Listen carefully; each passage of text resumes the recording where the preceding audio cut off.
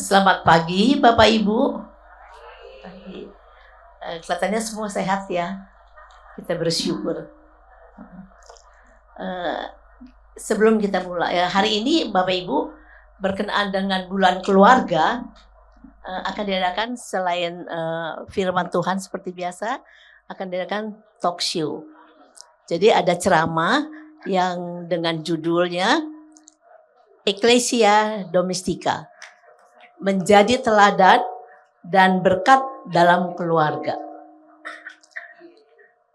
yang akan dibawakan oleh Ibu Hilda Pelawi dari GKI Kayu Putih. Sebelumnya mari kita bersaat teduh sebentar.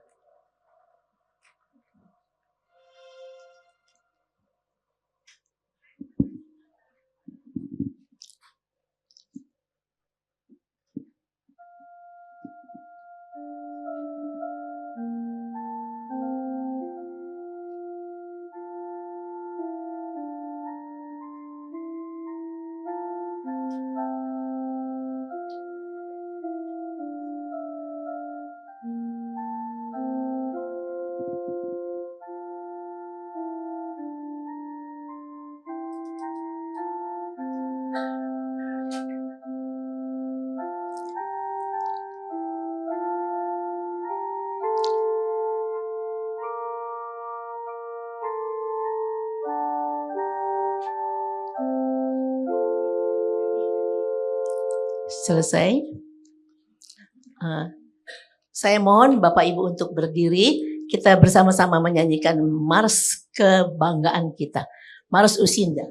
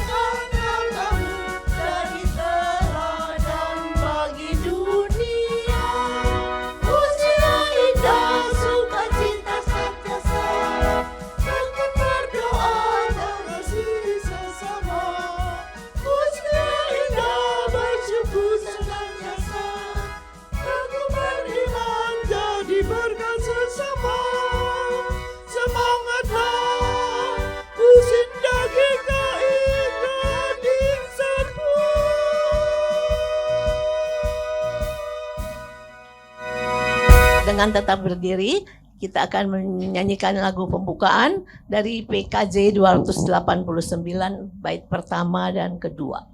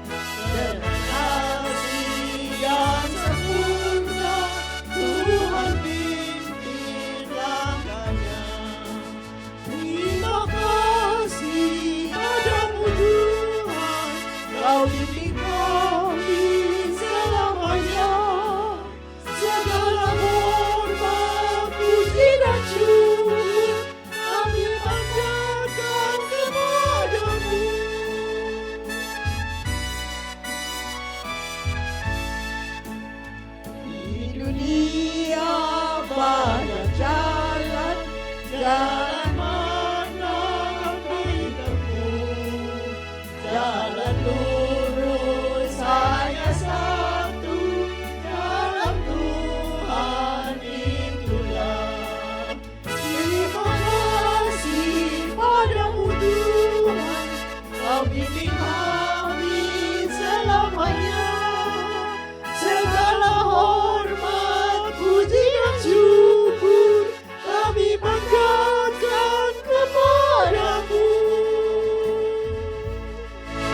Silakan duduk.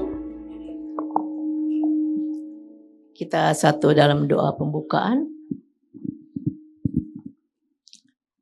Bapa kami yang dalam surga, kami mengucap syukur dan berterima kasih atas berkat yang Tuhan sudah berikan kepada kami masing-masing.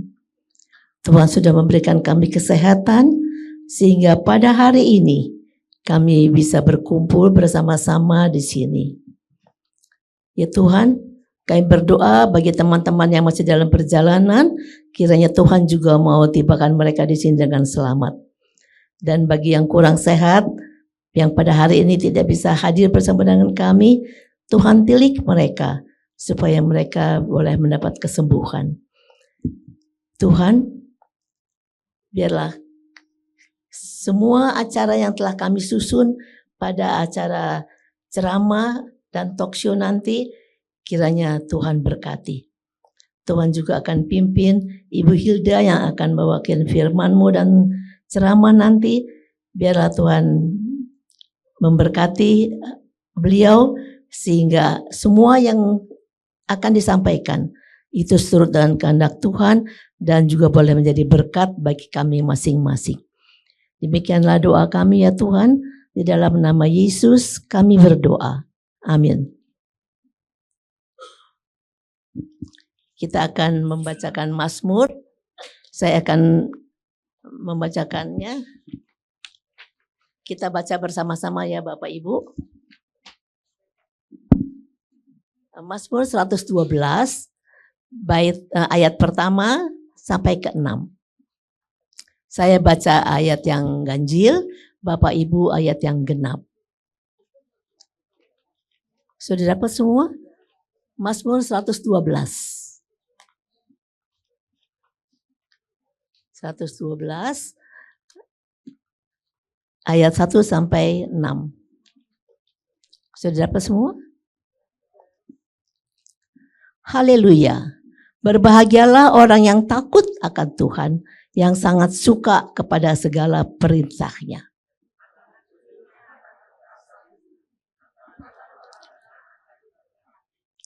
Harta dan kekayaan ada dalam rumah-Nya. Kebajikannya tetap untuk selama-lamanya.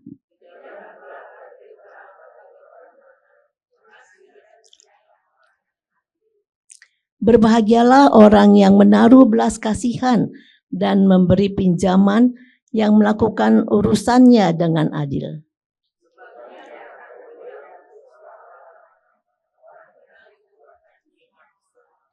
Ya, terima kasih. Saya silakan Ibu Hilda untuk ceramahnya.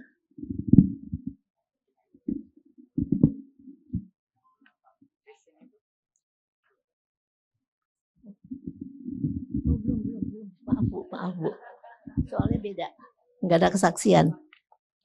Kita menyanyikan PKJ 289, bait ke-3 dan ke-4.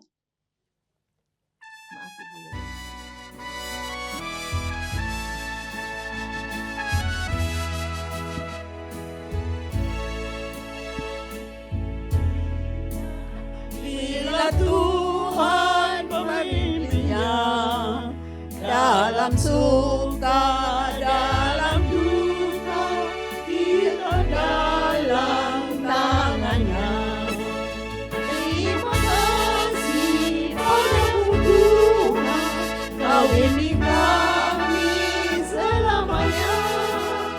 Segala hormat, puji dan syukur kami panjatkan kepadamu.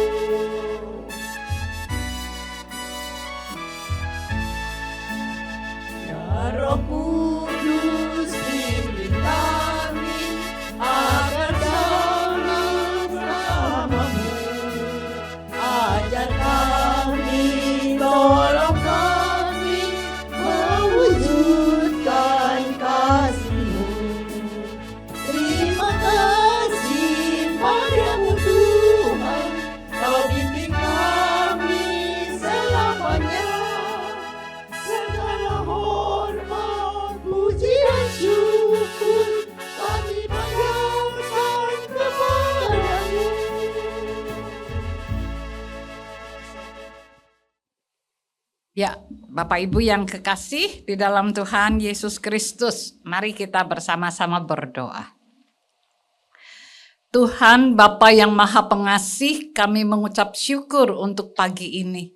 Kami boleh bersama-sama mengangkat hati dengan pujian, dan sekarang kami akan belajar dari firman Tuhan tentang apa yang Tuhan kehendaki, yang kami lakukan, kami pilih di tengah-tengah perjalanan hidup kami ketika usia kami bertambah lanjut, tapi Tuhan mempercayakan hidup ini menjadi berharga. Terima kasih Tuhan, kami serahkan seluruh acara ke dalam tangan perlindungan Tuhan. Hamba-Mu dalam keterbatasannya, Tuhan pakai menjadi alat penyampai kabar baik yang dari Tuhan. Tutup bungkus dan lindungi hamba-Mu dengan pengasihan Tuhan. Kami serahkan semuanya di dalam nama Tuhan kami, Yesus Kristus. Amin. Pembacaan kita diambil dari Ulangan pasal 6. Saya ingin membacakannya dari ayat 4 sampai 9. Ulangan pasal 6 ayat 4 sampai 9.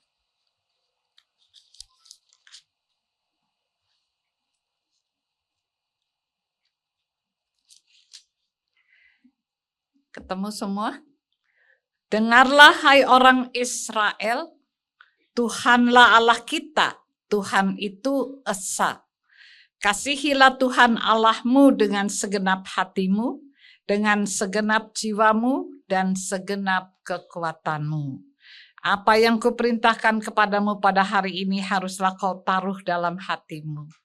Haruslah engkau mengajarkannya berulang-ulang kepada anak-anakmu, dan membicarakannya ketika engkau duduk di rumahmu, atau sedang dalam perjalanan, ketika engkau berbaring atau bangun. Engkau harus juga mengikatkannya sebagai tanda pada tanganmu, dan menjadikannya lambang di dahimu. Haruslah engkau menuliskannya pada tiang pintu rumahmu, dan pada pintu gerbang kotamu. Yang kedua dari perjanjian baru, 2 Timotius pasal 1 ayat 3 sampai 5. 2 Timotius pasal 1 ayat 3 sampai 5.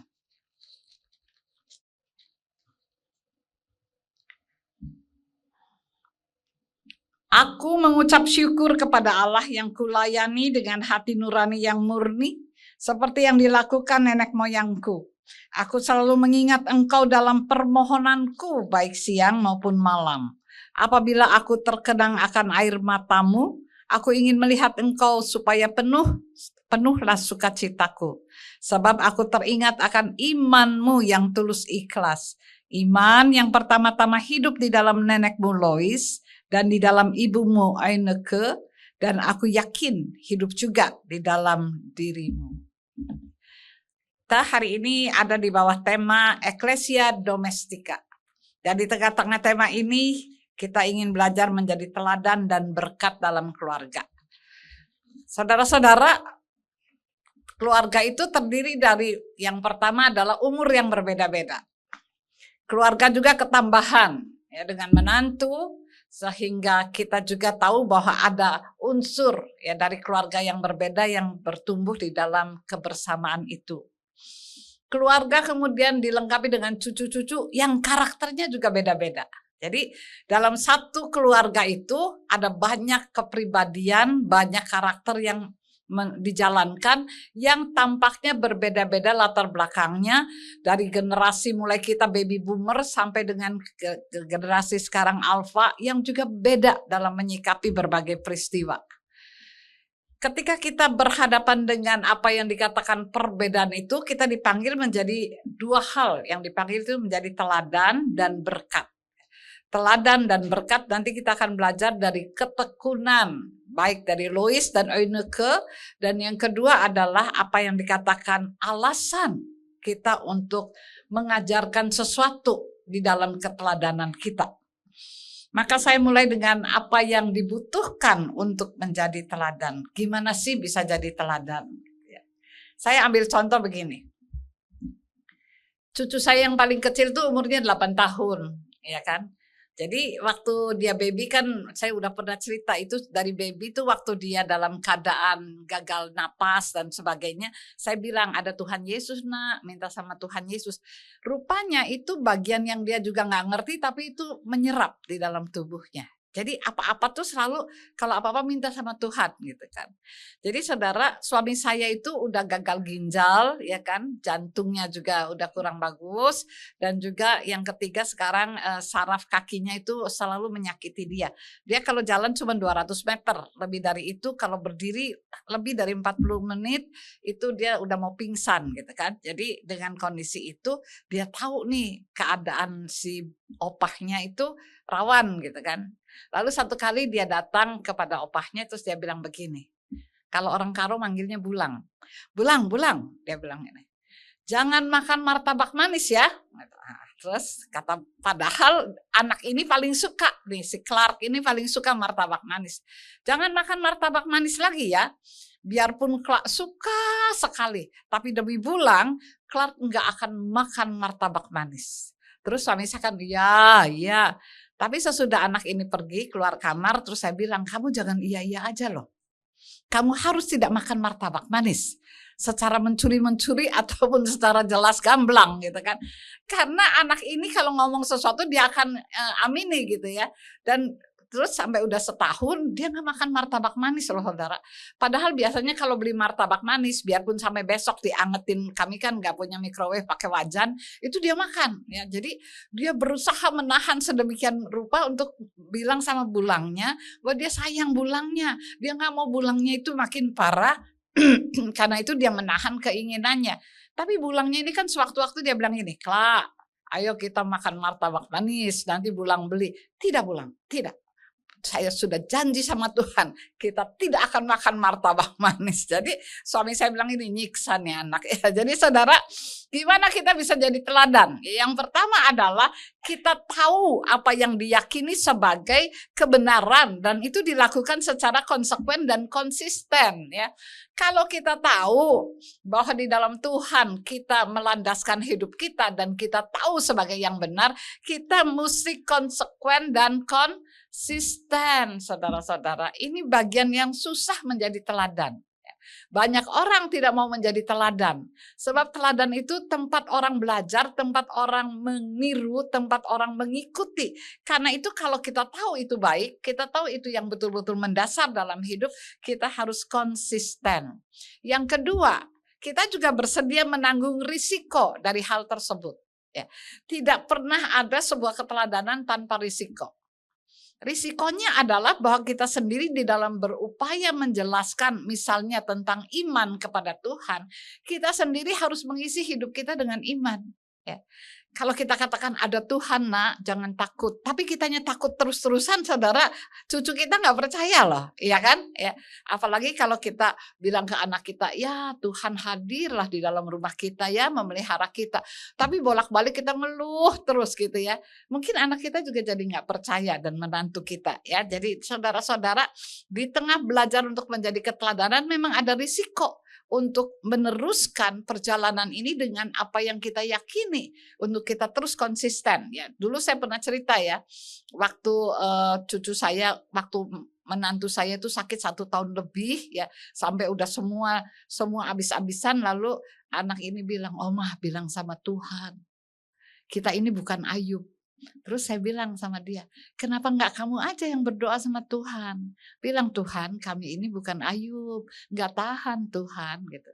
Terus dia diam, enggak Oma aja, Oma kan hamba Tuhan, Oma yang mestinya berdoa. Jadi saya bilang, enggak lah ya, karena Oma tidak merasa ini seperti Ayub ya, Oma merasa bahwa di tengah situasi seperti ini pun Tuhan selalu ada dan hadir gitu ya, menolong. Jadi saudara-saudara, sekali lagi kita bersedia menanggung risiko dari apa yang kita imani. Ya, risiko itu adalah kita memperlihatkan orang yang beriman, ya. Kita memperlihatkan orang yang tidak panikan, kita memperlihatkan diri kita sebagai orang yang mengatakan Tuhan itu patut kita teladani, Tuhan itu terus kita percaya. Nah, itu bagian yang gampang-gampang susah ya. Yang ketiga, bukan make believe tapi believable. Apa tuh make believe sama believable? Make believe tuh pura-pura ya, pura-pura beriman, bukan pura-pura sih, tetapi tampaknya seperti beriman, tapi dijajal sedikit aja ngeluhnya udah banyak gitu ya. Tetapi kalau believable itu memang dapat dipercaya, yang saya yakini, saya duduki, yang saya imani saya jalankan gitu ya. Ketika kita belajar tentang mempercayakan semua kepada Tuhan, ini peristiwa yang tidak begitu gampang sebenarnya. Ini sebuah perjalanan yang mesti diisi dan dijawab dalam hidup kita terus-menerus. Yang bagian yang pertama itu kemudian berikutnya adalah yakin hasilnya baik. Saudara, kalau melakukan sesuatu yang baik, kita harus yakin hasilnya baik ya. Kalau kita mengatakan bahwa percaya pada Tuhan itu adalah dasar and feel dari hidup kita harus yakin bahwa itu memang begitu. Jangan kita bilang Tuhan itu adalah dasar dari hidup kita, tetapi sebentar aja ada gangguan di hidup kita marah, ya kan? Dulu ada satu ibu yang sangat tekun ya beribadah, tetapi pada masa pandemi kan dia nggak boleh keluar, dia nggak ada kegiatan kemana-mana. Wah, dia ngamuk setiap hari. Waktu ditanya anaknya, kenapa ngamuk terus? Ya soalnya saya merasa nggak enak, saya merasa nggak ini. Lah mama bilang Tuhan baik, di mana-mana juga Tuhan hadir. Di sini juga Tuhan hadir. Ya tapi beda kalau ketemu teman. Nah bedanya antara ketemu teman dan beriman sama Tuhan kan saudara ya. Jadi kita yakinlah apa yang kita imani itu hasilnya baik, karena itu kita menjadi orang yang optimis dalam hidup ini. Ya, kalau kita mau menjadi teladan, kita menyikapi segala sesuatu optimis sebab kita tidak berjuang sendirian. Kita tidak melakukan segala sesuatu dengan kekuatan kita sendiri. Ya, kita harus terus melihat itu dari segi yang optimis dan positif. Positif ini susah ya saudara. Kalau ke gereja cerita-cerita terus wah, gitu kan. Ini temen yang cerita nih kok happy banget ya. Saya tiba-tiba merasa nelangsa. Ada yang mendadak merasa nelangsa loh saudara, padahal enggak ya. Jadi waktu pulang dia merasa sedih. Tuhan si Anu kok berkatnya banyak banget ya. Sedangkan saya kok kayaknya berkatnya enggak ada nih, makin kurang aja. Nah itu namanya nelangsa ya saudara. Itu padahal enggak ada hubungannya dengan Tuhan. Hanya dengar orang lain lebih bahagia. Kitanya jadi enggak positif ya terhadap diri sendiri. Saya nih udah lanjut usia nih ya. Kalau dalam rapat-rapat suara saya kayaknya nggak terlalu didengar, ya saya nggak apa-apa. Ya, saya bisa juga merasa menderita. Oh iya ya, di ayat Alkitab juga ada kalau udah tua dia ditarik-tarik orang gitu kan. Tapi daripada begitu, mendingan kita puji syukur masih bisa bicara, didengar atau tidak, saya sudah bicara gitu kan, saudara ya. Jadi lebih enteng di sininya. Lalu hal yang membuat kita tidak aktif menjadi teladan. Apa sih yang bikin kita tidak aktif ya? Kalau tadi mestinya aktif, mestinya yakin, mestinya melakukan konsekuen, mestinya konsisten. Sekarang apa yang membuat kita tidak yakin? Saya nggak tahu ada berapa banyak dari kita yang tinggal serumah dengan anak, menantu, dan cucu. Saya sudah puluhan tahun ya tinggal bersama. Jadi kalau kita tinggal dengan mereka, kadang-kadang kita tidak ingin bikin keributan. Jadi daripada ngomong nanti jadi ribut, udah biarin aja deh gitu ya. Karena hal seperti ini kita menjadi terhalang, saudara. Jadi misalnya minggu, aduh capek deh, minggu ini kita nggak ke gereja, kita refreshing aja. Saudara mau ngomong, ya nggak boleh begitu dong. Nanti anak-anak, cucu-cucunya gimana gitu kan. Tapi karena ikut gitu, kita udah jangan ngomong lah, nanti gegeran gitu. Ada orang yang memilih diem aja. Ya. Saya punya teman seorang yang periang, seorang yang selalu melihat segala sesuatu tuh dari sudut yang lucu gitu ya. Tapi belakangan jadi diem gitu. Ketika dia ikut bersama dengan anak menantunya. Terus kok aneh ya kamu berubah gitu. Gak tahu gitu, serba bingung. Terus bingungnya kenapa? Ya bingung, apa-apa takut salah loh. Kenapa takut salah? Kalau dulu kamu kok nggak takut salah sampai orang lain yang ngingetin nanti kamu kena salah gitu kan. Tapi sekarang kok kamu takut salah? Ya namanya juga ikut. Kalau ikut tuh beda katanya. Nggak ada kebebasan. Ya gimana cara menjelaskannya aja gitu ya. Jadi saudara ada pengaruh nggak? Ada. Terus terang ada ya. Kalau kita mau ngomong kebanyakan juga takut jadi masalah. Kalau kita nggak ngomong juga ngeganjel di hati ya. Tapi kita biasanya menjadi lebih pasif ya. Kita berpikir yang kedua adalah pertumbuhan iman, ya udah tanggung jawab orang tuanya, tanggung jawab saya mah selesai gitu ya. Itu mah pertanggungan jawab orang tuanya, karena itu kita jadi diam gitu ya. Yang ketiga, kita mencari ketenangan di masa tua ya. muda udah rusuh terus hidupnya, sekarang mah tenang aja gitu ya. Sehingga kita merasa saya nggak mau campur tangan lah.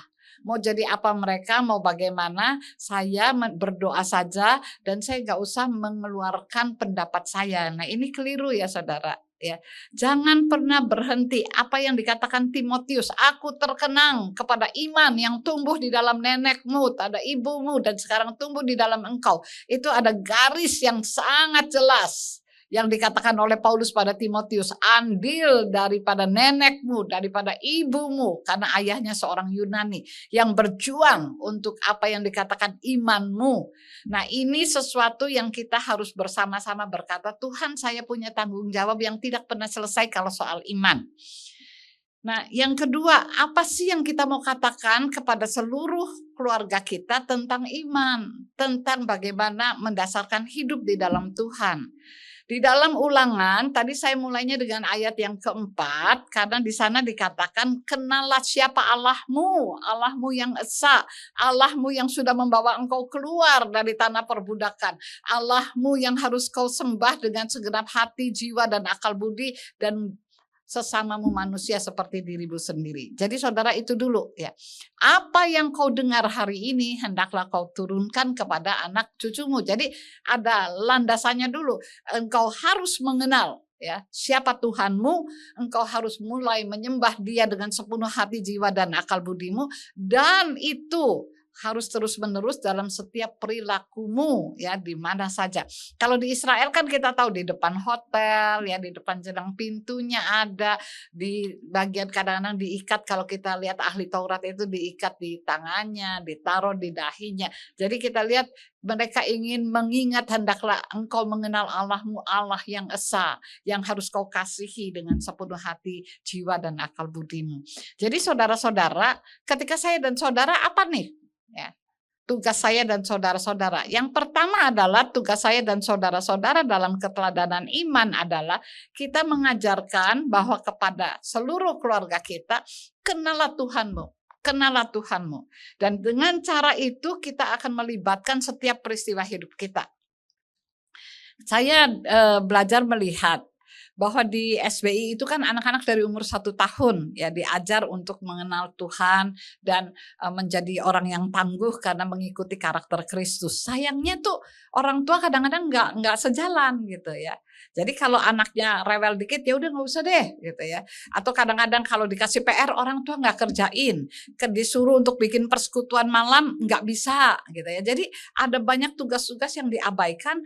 Padahal kita bilang kalau nggak dibantu orang tua nggak bisa nih. Nah kalau kita nih sebagai oma opa ngelihat gitu gimana? Oma opa tuh punya satu penyakit terhadap cucunya, yaitu nggak tegaan, ya nggak tegaan dah ya. Mau makan permen, mestinya nggak boleh ya boleh lah gitu ya. Dan pokoknya nggak tegaan. Waktu zamannya pandemi itu kan SBI-nya Sekolah Bina Imannya online ya. Kalau online itu saudara-saudara itu cucu saya yang paling kecil tuh nangis terus, dia nggak suka gitu ya, duduk di situ dan dia nangis terus. Kalau saya lewat lebih keras nangisnya, kayak sengsara ya. Tapi mamahnya karena dia guru SBI dia berkeras duduk di situ sampai selesai. Terus dalam hati saya, nanti dia benci Tuhan nih kalau dipaksa gini, dalam hati ya. Tapi saya nggak ngomong.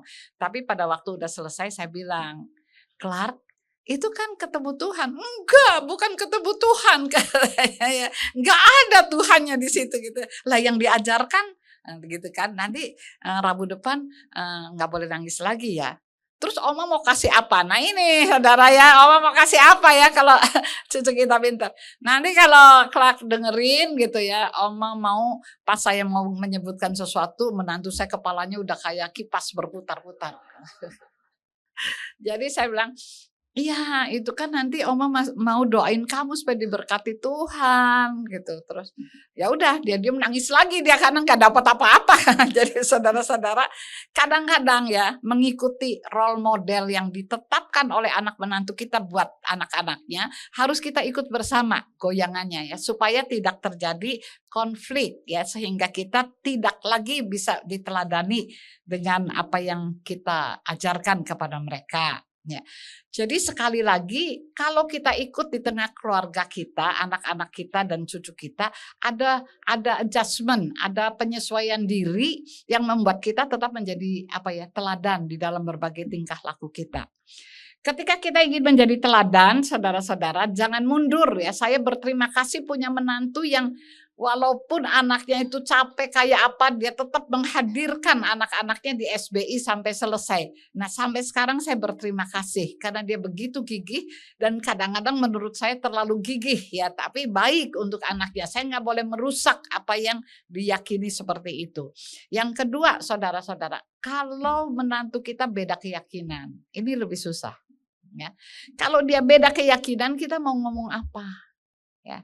Kalau beda keyakinan biasanya kita jadi serba gamang gitu ya. Aduh gimana ya, misalnya Sabtu atau Minggu dia bilang ayo kita ke puncak.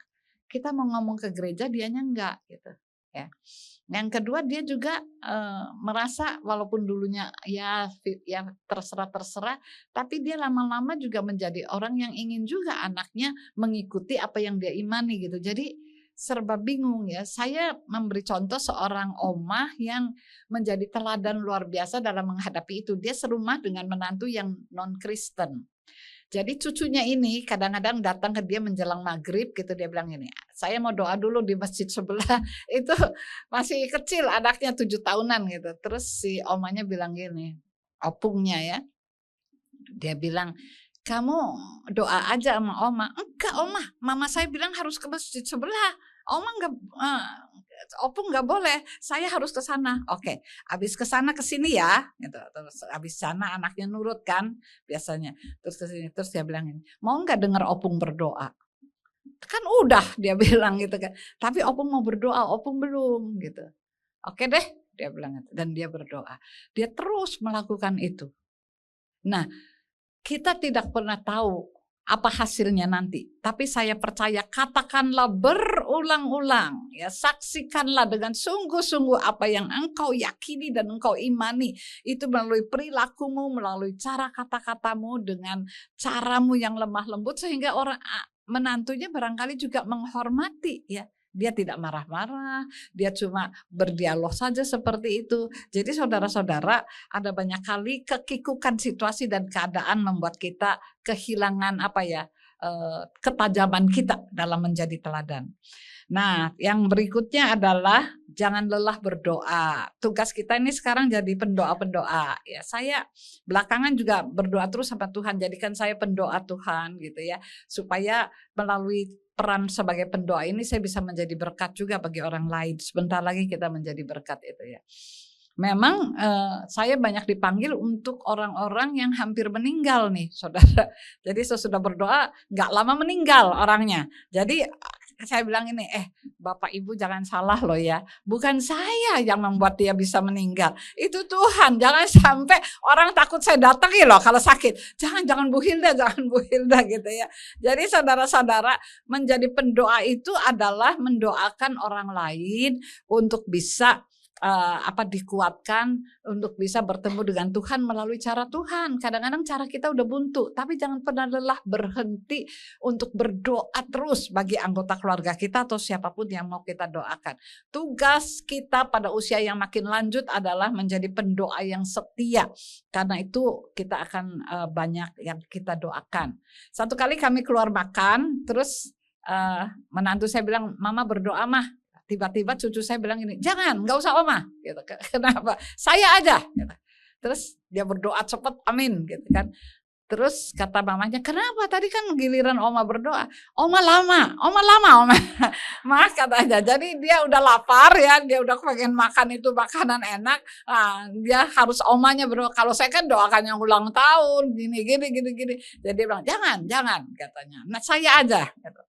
Tapi saya terus menekankan tentang doa itu penting ya saudara. Satu kali papahnya pindah kerja. Jadi kalau pindah kerja kan masuk masa percobaan lagi. Lalu kita ngobrol-ngobrol, iya masa percobaan, kamu tuh hati-hati, mesti gini-gini, nanti kalau sampai gagal, nanti gimana ini anak-anak? Tiba-tiba dia bilang ini, kita berhenti Oma. berhenti, mobilnya kan lagi jalan. Kenapa?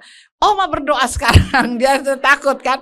Loh kok Oma yang berdoa? Ya Oma berdoa, ayo Oma berdoa supaya papi jangan dikeluarin. Enggak, pokoknya Oma berdoa. Dia kan takut sekali, dia sayang sekali sama papahnya.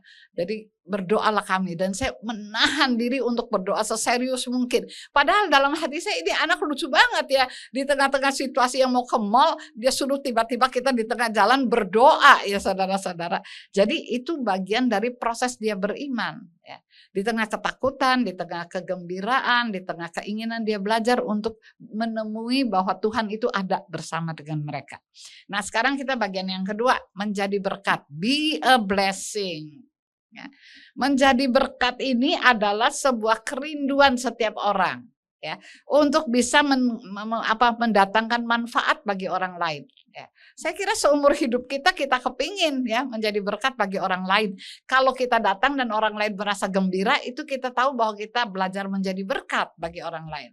Yang pertama adalah membangun relasi yang baik dengan teman, dengan terutama anak, menantu, cucu-cucu. Kita membangun relasi yang baik. Membangun relasi yang baik bukan berarti kita nggak boleh marah, enggak. Tetapi membangun relasi yang baik adalah kita melakukan apa yang dikatakan sebuah percakapan yang menuju kepada kesepakatan. Misalnya gini, kalau dulu anak-anak kita kalau sakit perut kan ambil bawang, minyak sama kayu putih ya kan, dioles, wih hilang tuh ya, dia udah gek gitu, baik. Sekarang nggak boleh ya, jangan ini. Terus saya bilang gini, waktu cucu saya sakit gitu, saya bilang olesin aja pakai bawang sama minyak kayu putih. Terus dia bilang enggak mah, nanti radang kulit. Dulu nggak radang kulit, saya bilang dia, tapi nggak bisa sekarang. Oh oke gitu ya. Jadi jangan maksa saudara, jangan waktu menantu kita pergi kita olesin curi-curi, nanti kalau radang betulan bahaya ya. Yang kedua bedak. Dulu waktu cucu saya lahir gini, dibedakin supaya bau bayi, nggak boleh mam, nggak boleh sekarang, banyak alergi ini itu. Oh gitu. Zaman dulu malah dibedakin putih sekali loh supaya bau badan. Jadi saudara ikutlah ya. Misalnya gini, permen hanya boleh seminggu sekali. Nah anaknya kan pinter, anak ini pinter, Oma, kalau aku makan coklat aku nggak akan alergi. Lah kata mama nggak boleh. Iya tapi kalau permen, kalau coklat. Nah. Jadi saudara, anak ini tidak boleh yang manis-manis. Nanti dia menjadi hiperaktif ya. Jadi kalau udah nggak boleh, jangan coba colong-colong makan es krim, nggak boleh. Kasihan kan dia liatin aja. Ada anak yang pinter nggak nangis, dia liatin aja tuh es krim, lama-lama kan kita kasih. Waktu mamahnya meleng gitu ya. Terus mama, kata anak saya, sedikit, kalau sedikit gak apa-apa, tapi terus ternyata sampai rumah alerginya kambuh. Nah merasa berdosa kan. Jadi saudara kalau udah mau jadi berkat, kesepakatan bersama harus dijalankan ya. Yang kedua, ketika kita ingin menjadi berkat, kita juga tidak boleh memaksakan diri kepada orang lain untuk diterima. Belajar untuk menghadapi apa yang dikatakan berbela rasa. Menjadi berkat itu membutuhkan bela rasa supaya empatinya keluar dan kita juga bisa menyaksikan bahwa bersama Tuhan ada banyak karakter saya yang harus diubah dan bisa diubah bersama. Ya. Lalu kemudian di tengah-tengah keinginan menjadi berkat, jangan merasa diri itu sudah tidak punya apa yang disebut dengan andil apa-apa dalam hidup. Jangan kehilangan antusiasme. Ya. Itu si nenek Louis ya pasti bersama dengan anaknya Eunike dan juga dengan Timotius ada satu nenek yang nggak lelah-lelahnya itu menurut saya karena dia tahu bahwa dia punya makna ya. Dia bisa terus antusias. Saya tuh belajar dari apa yang dikatakan oma-oma yang ada di HOG itu. Dulu kalau datang itu udah burung, ngomongnya gagap gitu ya. Terus kita ajak main, ajak apa dan dalam berapa bulan tuh saya lihat ngomongnya udah bener gitu. Dulu waktu kita ajak ngomong tuh kayaknya udah jawabannya nggak terlalu benar. Nah, terus satu kali ini hati ke hati. Kemarin kami baru hati ke hati. Terus ditanya kenapa, apa perasaannya. Dia bilang di sini saya merasa menjadi manusia lagi. Gitu. Bahwa tidak apa-apa melakukan kesalahan, tidak apa-apa bahwa bicara saya tidak nyampe, tapi orang bisa terima saya seperti apa adanya. Nah, jadi saudara-saudara jangan pernah merasa bahwa kita itu bukan siapa-siapa. atau bukan apa-apa. Tapi kita ini adalah orang yang Tuhan percayakan untuk tetap punya manfaat. Setiap orang kalau tahu dirinya punya manfaat, dia akan menjadi orang yang berguna, menjadi berkat bagi orang lain. Manfaat yang dipercayakan Tuhan itu tidak pernah diambil. Ya, jadi kalau dulu dititipin sampai sekarang masih ada, hanya bentuknya yang berbeda, gitu ya. Kalau dulu kita bisa mengajarkan kepada anak-anak atau cucu-cucu kita dengan cara kita, dengan anak-anak kita dengan cara kita ya, dengan cucu-cucu mungkin lain. Ya. Dengan cucu-cucu itu kan kalau ngomong dia perlu berapa lama nih. Ya, saya suka janjian, kamu duduk ya, Oma mau ngomong nih, 10 menit deh. Paling lama 15. Lama itu Oma, oh iya 10 menit. Tapi jangan hilang, duduk terus di situ. Karena cucu saya bisa hilang lah saudara. Kalau saya ngomong, makanya jangan begini, jangan begitu, nggak ada lagi. Ya, tiba-tiba sudah masuk kamar. Jadi saya janjian 10 menit ya, 10 menit. Dan nanti kalau saya kayaknya udah mau 10 menit, dia bilang, udah mau nyampe Oma, udah mau nyampe.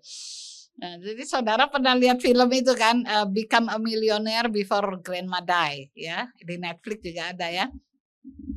Waktu cucu saya yang pertama ini nonton itu, dari mulai film sampai pulang nangis kenceng sekali, sampai adenya bilang, saya nggak ngapa-ngapain dia Oma, tapi dia nangis terus, di mobil juga nangis keras, sampai rumah nangis keras gitu. Terus saya pikir kenapa, tapi kemudian saya tahu. Jadi sesudah dia di kamarnya nangis, udah sekian berapa menit gitu, saya masuk. Aubrey takut Oma mati. Dia Oma kencang nangisnya. Setiap orang harus meninggal dunia. Yang kita kadang gak suka kan caranya. Tapi setiap orang mesti kembali kepada Tuhan. Jadi jangan nangis. Cuma Oma yang sayang saya, itu gak benar. Ya. Ada mama, papa, ada Oma, ada Bulang. Semua sayang Aubrey dengan cara masing-masing. Tapi kalau dikoreksi bukan berarti nggak sayang. Jadi kami bercakap-cakap lah di situ. Dan dia terus sesudah keluar itu dia bilang ini, saya ini sampai ada seperti sekarang ini karena Oma sayang saya. Jadi masih tetap aja ngotot ya saudara. Nah, jadi saya terus dia bilang, Oma mesti nonton itu Become Millionaire Before Grandma Die. Ya nggak usah gitu, kamu aja udah nangis, apa kamu pengen Oma juga nangis gitu. Tapi dia terus berkeras, ya udah nanti kalau ada di Netflix, ada saudara di Netflix. Tapi saya nggak kepengen lihat, betul saya nggak kepengen lihat. Jadi saya bilang nanti ya Bri, kalau Oma punya waktu yang cukup untuk merenungkan. Jadi saudara-saudara, kadang-kadang dialog-dialog seperti itu membutuhkan ada cucu-cucu kita yang sebetulnya memang mengidolakan. Anak ini dari kecil bahkan kepingin jadi pendeta, minta blazernya samaan. Sekarang nggak mau lagi ya, sekarang udah di BINUS. Jadi saudara-saudara, ada banyak kali kita tuh mesti hati-hati ya, bagaimana membuat garis tengah di tengah-tengah cara cucu-cucu kita bersikap. Tetap menjadi berkat, be a blessing. Yang penutupnya, rasa maaf sepanjang jalan. Tidak ada orang yang sempurna. Cara kita mengajarkan anak cucu kita beriman, cara kita mengisi iman kita kadang-kadang menjadi batu sandungan juga bagi mereka. Cara kita menyikapi hari-hari kita, kadang-kadang mereka pikir ini orang gitu ya, kalau kesendirinya kok banyak mengeluh juga gitu. Jadi ada banyak sekali kejadian yang kita membutuhkan rasa maaf bagi diri sendiri, ya, untuk diri sendiri dan bagi anggota keluarga kita, juga bagi teman-teman kita. Dengan rasa maaf itu kita memang belajar dari Tuhan. Kalau Tuhan nggak memberi rasa maaf sepanjang perjalanan hidup kita, habis kita ini. Tapi Tuhan memberi rasa maaf. Ini anak kadang-kadang bandel, ini anak kadang-kadang keras hati, ini anak kadang-kadang tidak berbicara dengan jelas pada tugas yang dipercayakan. Ini anak kadang-kadang malas, begitu kan Tuhan lihat kita. Tapi hari ini kita belajar bahwa kita dan keluarga membutuhkan rasa maaf. Jangan gini, kecil dibesarin, udah besar nggak pernah menyatakan terima kasih, itu nggak membantu tuh saudara ya. Saya kalau lagi gimana gitu anak saya suka nyanyi aja, ya, nyanyi tentang itu, kasih ibu kepada beta gitu kan. Nah jadi taktor ini, jadi dia terus gini, iya ma, oke ma gitu ya. Daripada berantem mendingan nyanyi ya kan. Kalau nyanyi dia nggak bisa balas kan. Kasih anak kepada beta, kepada ibu susah sekali ya. Kalau kasih ibu kepada beta, wah ini sekali. Jadi saudara, Mari di tengah-tengah rasa maaf itu punya sense of humor juga. Ya, punya rasa humor dalam hidup ini. Apa yang terjadi hari ini bukan kiamat. Ya, misalnya baru nggak enak ya, saya kan sebentar lagi juga baik. Wong kita sama orang-orang yang kita kasihi, ya kan. Juga di sini juga kan, kalau kita tersinggung satu dengan yang lain, nanti lain kali ketemu juga udah baik ya. Tapi kalau gini, akan saya ingat sampai akhir hidup saya. Nah itu kita nggak anak Tuhan dong ya. Jadi hari ini berilah rasa humor di dalam seluruh hidup kita, bahwa yang terjadi sekarang bukan the end of the world ya. Tuhan selalu dalam rasa maafnya mengajari ada step yang berikutnya, ada step yang berikutnya. Selamat menjadi teladan dan menjadi berkat. Tuhan memberkati kita. Amin.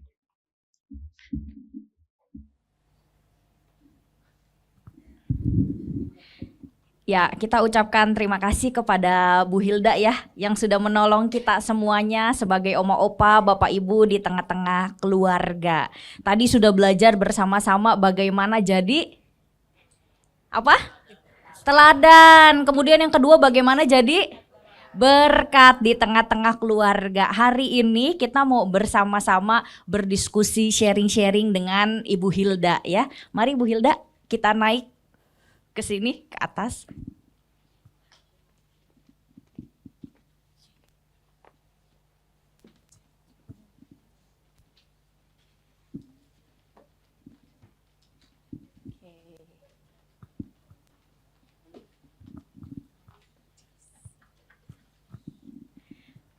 Oke, Oma Opa dan Bapak Ibu yang terkasih, tadi kita sudah dibekali banyak sekali oleh Bu Hilda yang banyak sekali pengalamannya.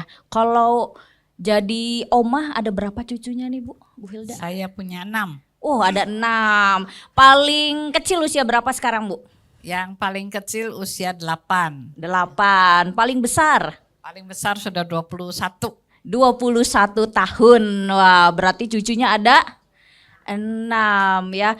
Tinggalnya bareng-bareng Bu, maksudnya di daerah-daerah dekat sini atau berjauhan? Berjauhan ya.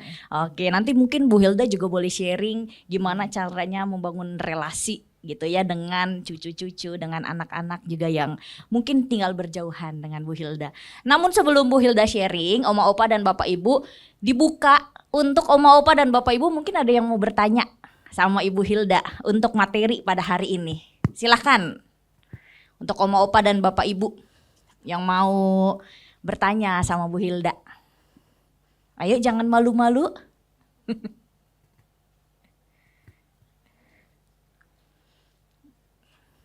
Silahkan. Atau saya mulai duluan ya. Sebelum mungkin masih mikir kira-kira apa ya, mau nanya apa, saya mulai duluan. Yang pertama begini Bu, jadi tadi Bu Hilda juga sudah sampaikan kadangkala oma sama opa kalau tinggal di dalam rumah bareng anak-anak cucu ada rasa takut gitu ya, ada rasa sungkan untuk negur atau mengatur anak-anak cucu dan lain sebagainya. Khawatir juga kalau nanti yang terjadi itu malah konflik. Nah kira-kira menurut Bu Hilda sendiri bagaimana semestinya seorang oma, seorang opa itu hidup di tengah-tengah keluarga, tinggal di tengah keluarga supaya enggak ada rasa sungkan, takut nanti jadi berantem, takut jadi konflik gitu. Kira-kira bagaimana Bu Hilda? Bisa berbagi? Sebenarnya dalam hidup kita pasti ada konflik ya saudara-saudara, entah bersama-sama, entah tinggalnya beda rumah juga ada itu ya. Jangankan sesudah mereka menikah, waktu mereka ada masing-masing hidup dengan kita pun ada perbedaan karakter ya. Ada yang enak, gampang diajak ngerti, ada yang keras gitu ya, ada yang dia lembek sekali, tidak seperti yang kita mau. Jadi itu perbedaan karakter tuh kadang-kadang yang menimbulkan ketegangan. Tapi itu kan bisa terus ya lancar karena kita hubungannya orang tua anak. Nah tapi kalau kita ikut di rumah anak, itu kan ada menantu ya yang karakternya belum tentu cocok dengan kita ya. Misalnya kita agak kalau saya orang Cirebon itu kalau ngomong apa-apa tuh agak langsung gitu ke tujuan. Tapi kalau suami saya kan dia pinter main catur, jadi suka belit gitu, sampai juga ya muter. Jadi biasanya dia lebih selamat karena dia diam terus gitu kan. Walaupun dia orang Batak ya. Jadi kalau saya kalau ngomong kayaknya nggak bisa begitu gitu. Nah kalau udah bilang nggak bisa begitu mungkin dianya lagi capek. Muncul konflik. Kalau menantu saya tuh menurut saya puji Tuhan yang kami tinggal bersama itu orangnya lebih banyak diam gitu ya. Mungkin diajar menyimpan di dalam hatinya kebanyakan. Ya, jadi dia diam aja. Tapi kalau anak saya sendiri malah suka ini kan. Terus saya pikir ini kalau saya ikut bereaksi lagi jadi kayak anjing kecil ngelawan herder ya, kitanya udah tua dianya si muda. Jadi saya kalau dia udah ngomong begitu ya tadi saudara nyanyi aja, kalau udah nyanyi belum tentu dia nggak marah lagi loh, tapi kalau saya udah nyanyi pelan-pelan saya naik ke lantai 2 tempat saya tinggal, nanti kira-kira 1-2 jam dia ketuk lagi, "Mah tadi maaf ya kesalahan ngomong." "Oh nggak apa-apa, mama juga salah ngomong." Ada saudara, bukannya nggak ada yang begitu-begitu gitu ya. Kalau dia tiba-tiba melakukan pemborosan gitu dan saya pikir itu hal yang tidak perlu. Dia itu misalnya punya karakter ngumpulin barang-barang elektronik yang dia suka. Menurut saya itu barang mahal yang tidak harus dituruti. Tuh kalau dibilangin terus dia bilang pusing mah di kerjaan pusing, ketemu mama pusing gitu dimarahin terus. Nah, kalau saya ngomong istrinya kebetulan numpang ikut, dia bilang iya memang tuh benar. Nah, jadi kalau udah gitu saya terus sambil ketawa saya bilang udah sekarang ini dulu gencatan senjata saya naik. Jadi jangan diterusin saudara, kalau muka anak kita sudah kusut sekali ya itu waktunya kita mundur. Jadi pada dasarnya tadi kalau saya memakai bahwa selalu ada rasa maaf, tidak ada yang sempurna, karena itu tidak perlu itu menjadi apa ya catatan khusus di hati kita bahwa ih kok sekarang dia ngelawan, ih jangan-jangan istrinya atau suaminya ini mempengaruhi dia, nggak usah. Menurut saya setiap orang dengan beda karakter, cara menyampaikan juga beda gitu ya. Oke, terima kasih Bu Hilda. Jadi cara menyampaikan dan juga jangan lupa untuk minta maaf ya Bu ya. Kadang-kala ada gengsi ya Bu ya. Gengsi mau minta maaf sama anak atau anak juga kadang gengsi mau minta maaf sama orang tua. Tapi tadi Bu Hilda sampaikan bahwa maaf itu sepanjang jalan gitu ya, yang namanya hidup. Kenapa Bu? Sepanjang hidup. Sepanjang hidup, betul sekali. Jadi nggak usah gengsi kalau misalkan emang kita salah ya minta maaf. Sebagai orang tua juga minta maaf ke anak, anak juga ke orang tua tidak masalah. Terima kasih Bu Hilda. Mungkin ada Bapak Ibu yang lain yang mau bertanya, silahkan.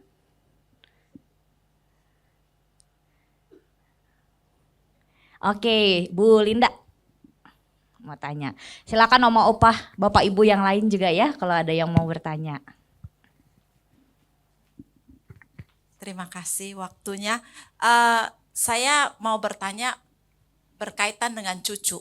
Maklum Bu, baru punya cucu 2, menjelang 4. Jadi saya punya cucu, yang pertama memang dekat sekali gitu. Dan kadang-kadang mereka kan suka ke rumah gitu, sering ke rumah gitu. 2 minggu sekali kami memang sudah buat perjanjian karena anak saya tinggalnya di Bandung. Terus kalau mereka datang terus main di rumah. Nah, cucu saya ini sekarang sudah menjelang 3 tahun. Sudah mulai keluar lah. Nanti kadang dia membantah, kadang dia maunya gitu. Terus kadang kita melihat, ya mungkin karena sayang ya Bu. Saya kadang gak tega melihat anak mantu saya tuh karena dia, Mami enggak gini, Madeline maunya ini, Lin maunya ini gitu. Nggak bisa Madeline begini-gini. Terus dia tahu kalau dia ini nangis muntah gitu. Jadi kalau dia udah mulai dibantah gitu ya, nggak dikasih, mulai dia nangis terus gitu.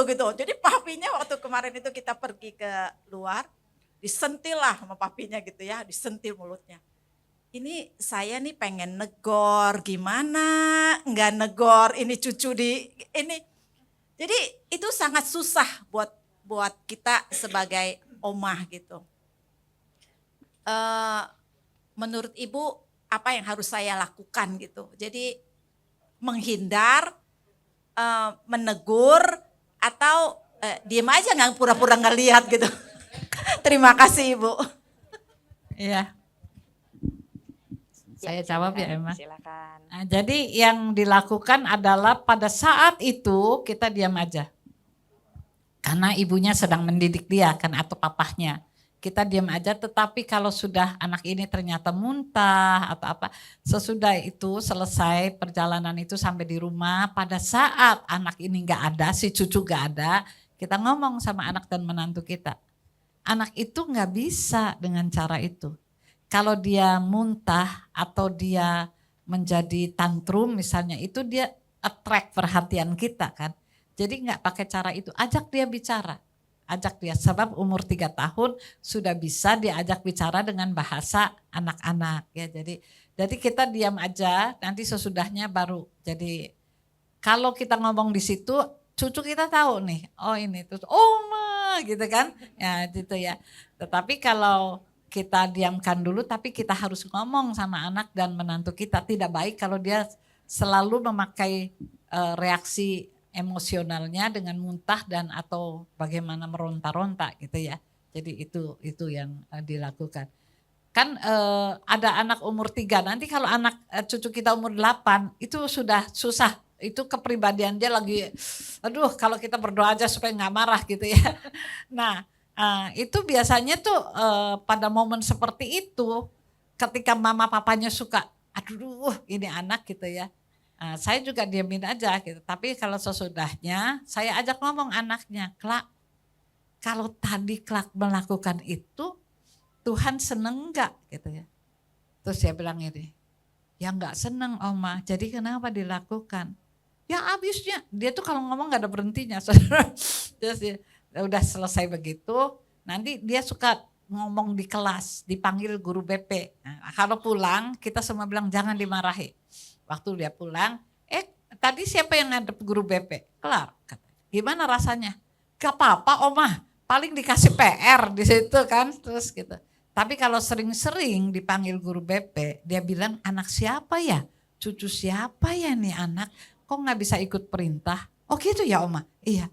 Oh, kelak mau jadi anak diem. Tapi gak diem juga saudara, tapi paling tidak kita mengingatkan sesuatu pada anak ini bisa diajak bicara gitu ya, karena udah kalau 8 cukup gede, tapi 3 tahun juga anak sekarang mah pinter-pinter ya, jadi diajak ngomong. Coba deh kalau lagi marah, nggak semua orang muntah ya, kalau muntah terus habis semua yang dimakan gitu ya, jadi pakai bahasa anak-anak ya. Kasih. Oke, terima kasih. Ada lagi Oma, Opa, Bapak, Ibu? Silahkan.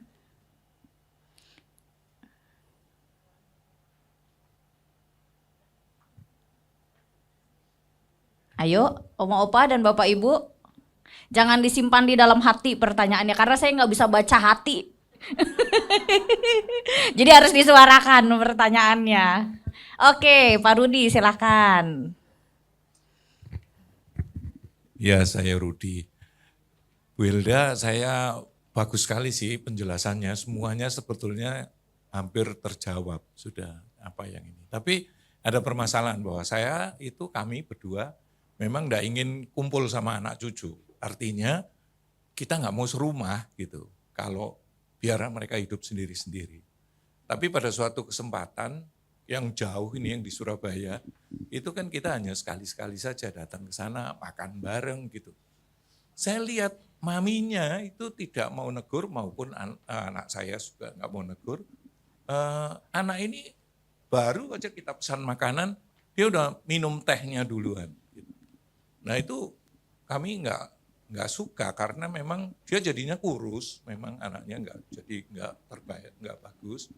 Jadi kami lihatin orang tuanya nggak negur, jadi saya yang negur gitu ya. Tapi akibatnya dia nggak suka sama saya, pasti itu. Anaknya nakal, laki-laki, ya mereka berdua laki-laki. Tapi satu ini yang kecil ini yang, aduh nakal sekali. Nah karena ibunya nggak negur, jadi saya bilang nggak benar kamu makan, kamu harus makan dulu, baru minum itu. Kalau sekarang, saya kan cuma mau minumnya sedikit, boleh sedikit, tapi stop. Tapi enggak, pasti akan nanti diminum lagi. Dan itu didiamin aja, jadi kami langsung aja di depan situ ya kita bilang nggak benar. Dan setelahnya juga saya bilang, kenapa enggak dicegah sih, dilatih. Tapi karena kita kan enggak nggak kumpul, nggak serumah, gimana? Lalu kebiasaan yang lain lagi yang kami melihat, aduh, mereka itu terbiasa menggunakan pembantunya, suruh bersih-bersihin, suruh apa. Jadi pakaian itu nggak pernah rapi. Nah itu jauh banget sama kita yang kebiasaan kami lah gitu ya. Kalau habis ganti baju ya letakkan ke tempat yang benar tempatnya. Gitu.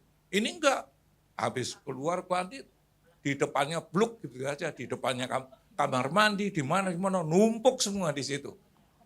Aduh, mau kita ngomel terus, itu rumahnya dia, ya udah silakan aja gitu. Tapi bagaimana kalau kondisinya seperti itu, Bu? Itu aja, terima kasih. Ya, makasih Pak. Memang ketika kita datang bertamu ya, dan kita melihat situasi dan kita ingin melakukan apa yang mestinya benar ya, itu adalah salah satu risiko menurut saya memang harus ditegur ya. Kalau enggak, anak ini udah get used to, udah biasa ya, sehingga tidak ada rem untuk melihat kembali kepada hal yang prinsip yang seharusnya. Nah, ini saya nggak tahu. Salah satu tadi yang ini seharusnya saya ungkapkan juga, di meja makan itu tempat untuk melatih ya, latihan komunikasi, latihan cara manners yang baik, latihan cara makan yang sehat. Karena itu sebetulnya kalau ada jam, apakah keluarga bisa berkumpul bersama, di situ memberikan aturan-aturan sebetulnya dengan cara yang tentu pakai guyon, pakai cara apa, tapi harus dijelaskan. Apa yang ditegur oleh Pak Rudi ya, itu adalah sesuatu yang memang harus diketahui oleh si anak. Nah, waktu kasih tahu anak kan mama papanya dengar ya. Jadi itu waktu diulang di rumah juga mama papanya udah tahu bahwa ada kekeliruan dalam hal ini. Kalau nggak mau dituruti, tapi kita sudah menyatakan kebenaran. Ya, jadi kalau itu risikonya si cucu nggak suka kita hanya sementara Pak. Nanti makin gede dia tahu bahwa itu baik buat dia. Ya. Jadi saya kira apa yang benar tadi ya, jangan takut pada risiko untuk mengungkapkan apa yang benar. Cucu saya yang nomor 2 yang di Singapura yang kecil itu sampai dapat surat dari pemerintah. Paling kurus, tidak boleh lebih kurus lagi karena itu sudah nanti masuk di dalam kontrol dari pemerintah gitu ya. Jadi omah yang satunya nih datang nih, jadi besan saya datang ke sana dan dia ingin supaya anaknya mendadak gemuk gitu ya. Jadi dia memang hobinya masak, jadi dia masakin buat cucunya. Harus habis gitu. Tuhan memberi berkat, dia pakai ini juga. Tuhan memberi berkatnya harus habis. Dia udah pelewat-pelewat gitu kan, lalu dia makan gak habis. Nah itu si omanya mau balik lagi ke meja makan, kakaknya itu saking kasihannya dia makan. Dua-dua perempuan, sampai waktu omanya muncul, udah habis, udah katanya gitu kan, tambah, oh terus lari dia, no oma, no katanya kan. Jadi saudara, saya bilangin tuh waktu dengar cerita gitu, saya bilangin sama anak saya kan ya, bukan ke menantu saya. Itu kalau omahnya lagi bilang begitu dan kakaknya nolongin itu nggak baik gitu. Nanti maksudnya kan tujuannya baik supaya anaknya sehat, gemuk. Jadi kalau ditolongin terus begitu anak ini nggak belajar. Bahwa sampai nangis pun dia nggak apa-apa. Dia harus belajar menghabiskan makanan gitu ya. Jadi itu bagian dari sebuah risiko menjadi oma opa ya. Kalau memang itu baik ya kita jelaskan. Baik, terima kasih Bu Hilda. Ada lagi oma opa dan bapak ibu? Silakan, opah Napitu. Opung.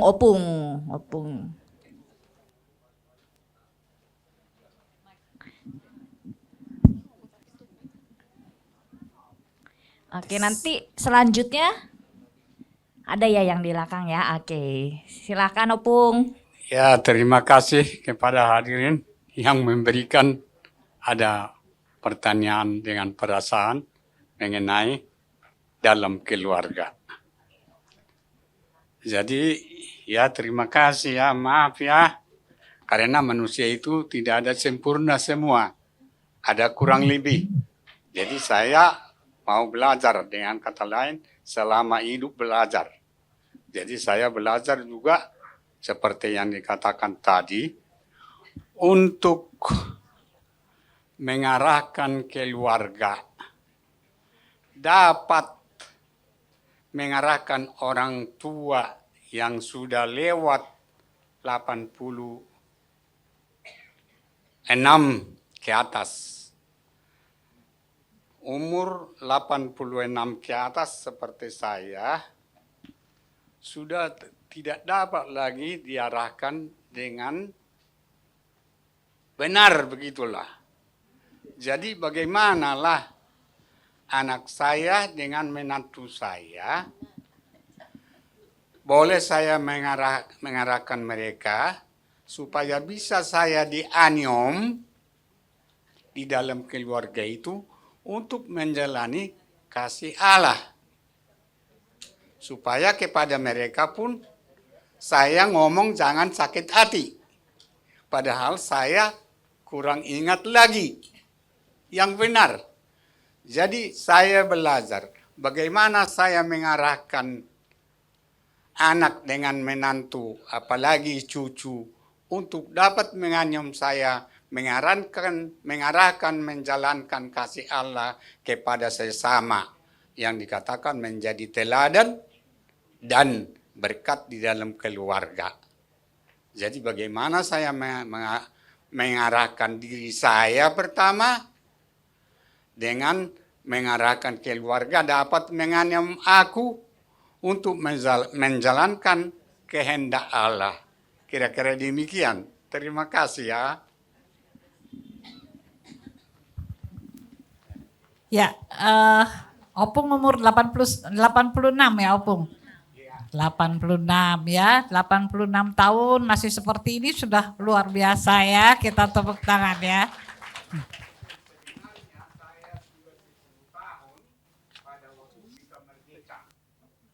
Oh, jadi tahun 1935 ya?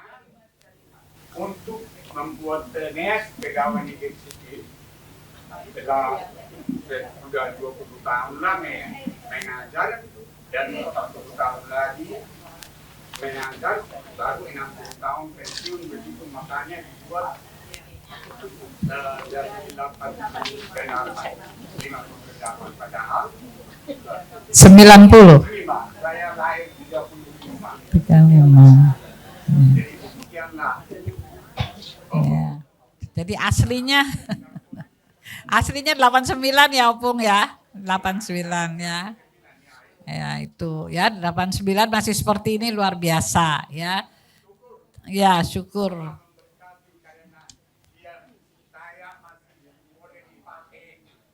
Betul ya. Dulunya guru ya Opung? Ya guru ya. Guru biasa mendidik orang ya.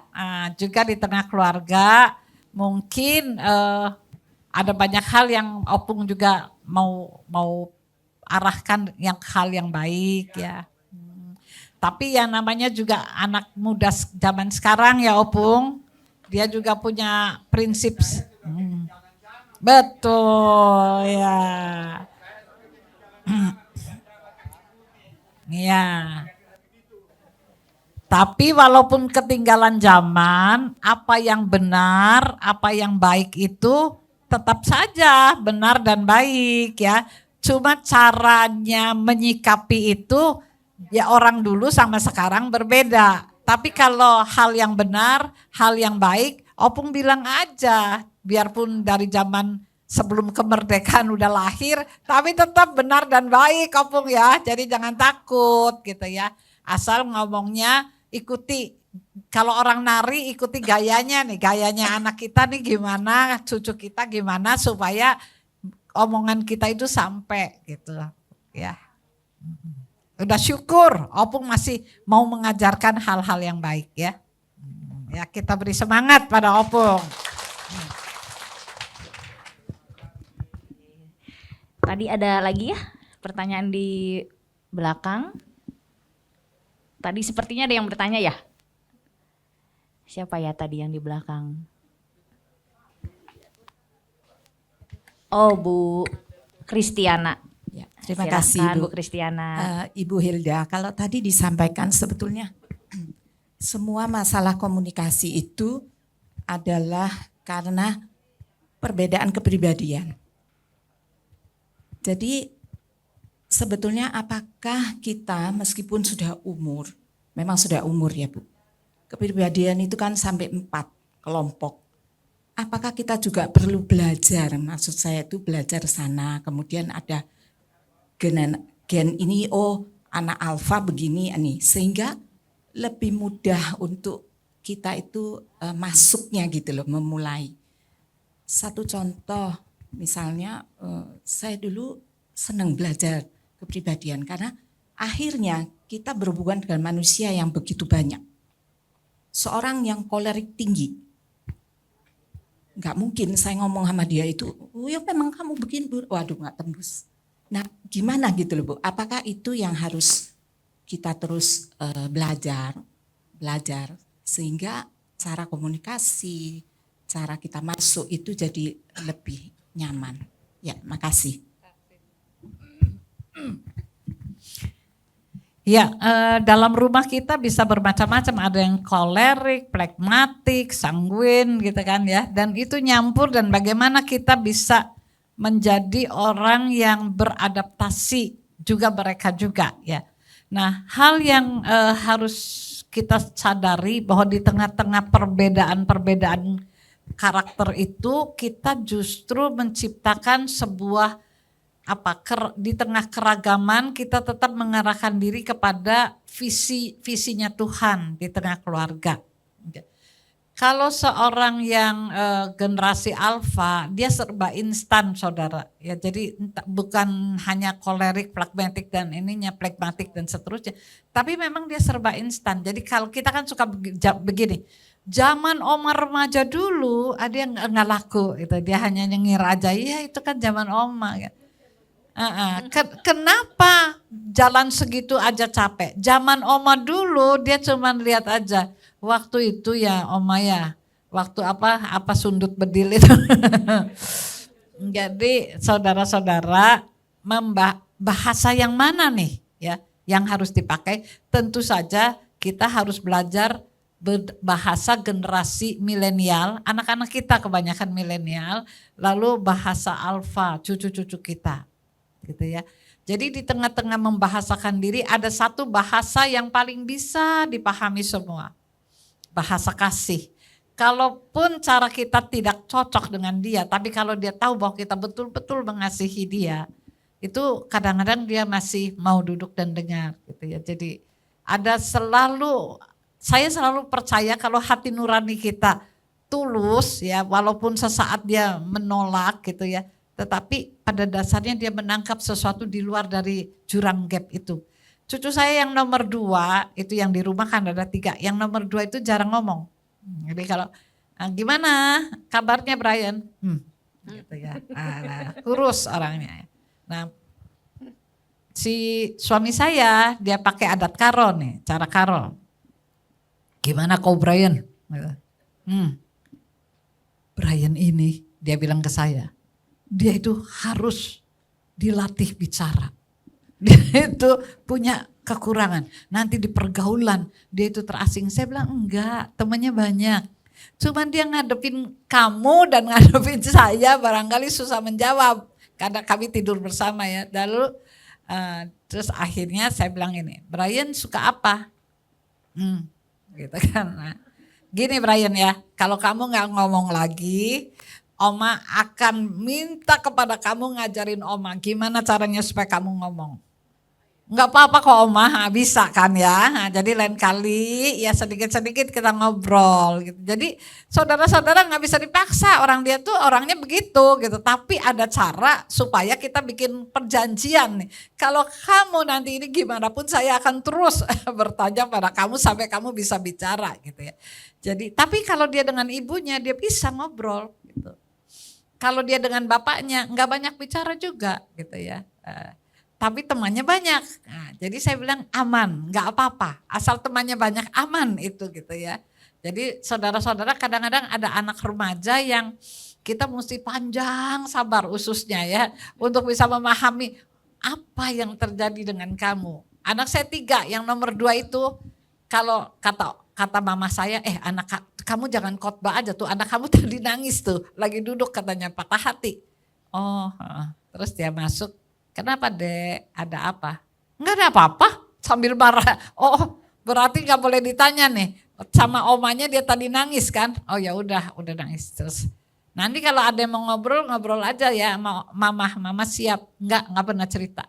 Tapi waktu dia nulis skripsi dia bilang, saya berterima kasih kepada ibu saya yang cintanya penuh dengan keajaiban. Ya ajaib saudara, kalau kita nggak diajak ngomong tetap sayang dia kan ajaib. Jadi saya waktu baca itu saya yang nangis ya.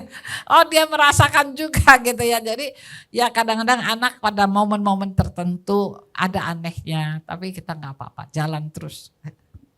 Oke, terima kasih. Memang betul Bu, generasi Z, milenial.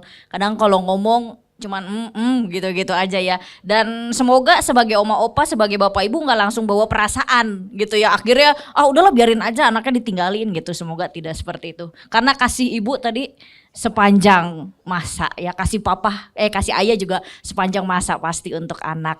Kasih oma, kasih opa juga sepanjang masa untuk cucu-cucunya. Oke, ada mungkin satu lagi yang mau bertanya oma opa dan bapak ibu. Silahkan, kalau ada satu lagi.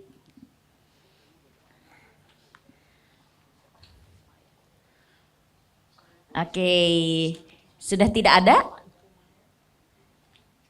Oke, kalau tidak dari saya terakhir. Tadi Bu Hilda cerita bahwa anak dan cucunya itu menyebar kemana-mana ya Bu. Seluruh dunia nggak Bu? Enggak ya? Ada yang di luar juga. Nah mungkin di sini ada oma opa dan bapak ibu juga yang punya anak, yang punya cucu tidak berdekatan gitu ya. Apalagi kalau ada yang anaknya sampai 11, ada nggak oma opa? Nggak ada ya. Biasanya 7 banyak gitu ya, menyebar kemana-mana. Mau tanya sama Bu Hilda, bagaimana caranya ibu terus menjalin relasi dengan anak cucu yang tinggalnya itu berjauhan, supaya tetap semuanya keep in touch dan supaya semuanya bisa terus jadi keluarga yang bertumbuh dan supaya tetap jadi teladan walaupun berjauhan tinggalnya. Silahkan Bu Hilda kalau mau berbagi pengalaman ibu. Iya. Anak saya serumah dengan saya satu, yang di Depok satu, yang satu lagi di Singapura. Nah yang di Depok itu tadi yang waktu nangis kalau patah hati tapi nggak mau cerita sama ibunya. Sesudah menikah pun kalau gini, halo Dek, gitu terus. Ya Mam, ada apa? Enggak, gimana, baik-baik. Udah ya, jadi dengan itu saya cukup, anak ini masih menjawab gitu ya. Dia kalau yang di Singapura, enggak kita telepon pun dia telepon. Ma tadi malam saya mimpi, saya bilang mahal banget biayanya ya mimpi di sana, dia cerita sama saya di sini. Saya bilang, aduh kalau mimpi mah udah deh, kita kan tahu itu bunga tidur. Kalau kamu gelisah ya berdoa. Anak saya yang perempuan ini satu yang di Singapura ini berdoanya banyak sekali. Dari remaja sampai sekarang saudara. Itu kalau mau keluar doa, pulang doa, di taksi doa ya. Nanti makan doa, mau istirahat siang doa, bangun doa lagi. Jadi itu anaknya juga dididik seperti itu, saya bersyukur untuk itu ya. Tapi kadang-kadang anaknya tanya saya, Oma kenapa gitu ya, your daughter itu, my mom, dia bilang doanya banyak, jauh lebih banyak daripada kamu yang hamba Tuhan. Jadi saudara-saudara, saya bilang gak apa-apa, itu cara dia untuk merasa aman di dalam kasih Tuhan. Karena dia selalu worry, matanya merah gak mau sekolah, dia anaknya pencemas gitu ya. Jadi kalau dengan yang perempuan di Singapura kadang-kadang saya bilang gini, oh ya udah ya mama udah mau khotbah nih ya, nanti kita ngobrol lagi malam. Jadi dia selalu keep in touch kalau yang kecil. Yang dua yang agak pendiam ini yang selalu gitu, jarang sekali dia ini. Tapi kalau dia ngomong pasti dia ada sesuatu yang dia butuh saya dan itu menurut saya nyaman aja gitu ya. Jadi misalnya gini, Mah besok perjamuan kudus ya waktu yang lalu. Iya, kamu datang kan ke Kayu Putih? Iya, dari Depok tuh ya. Terus mama ada di rumah enggak? Enggak ada.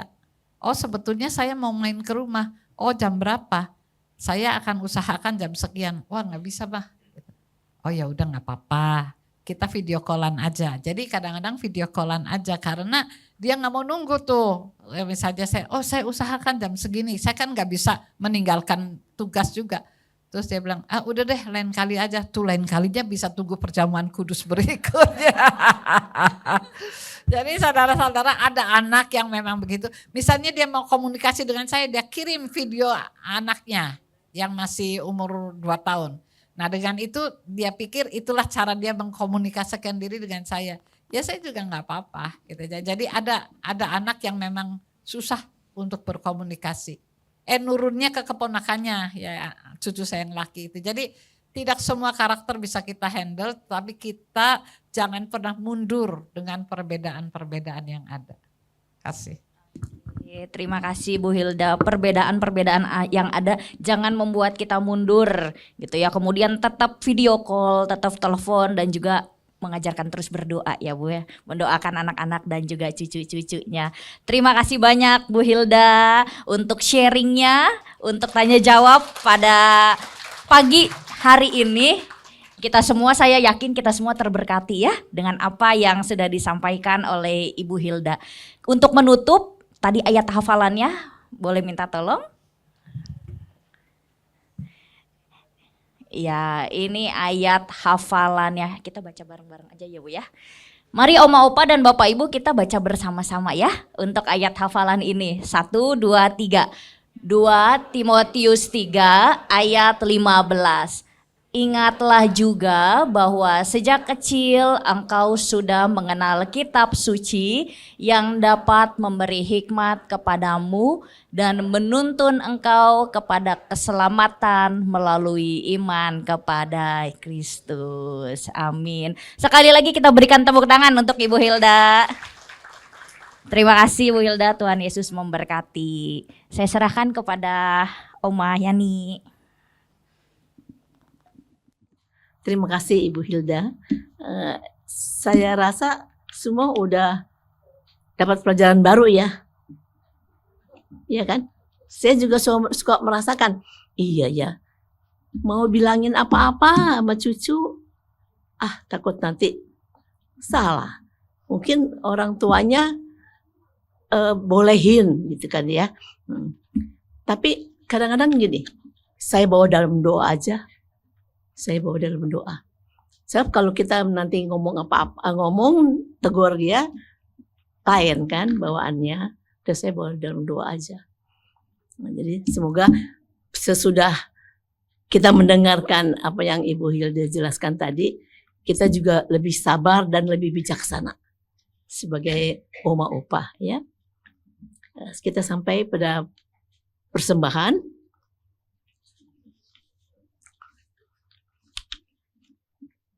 Firman Tuhan yang mengawali persembahan diambil dari 2 Korintus 9 ayat 7.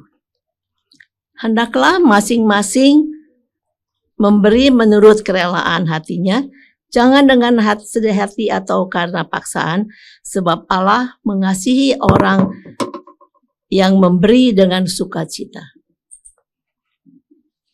Kita akan menyanyi dari KJ 450.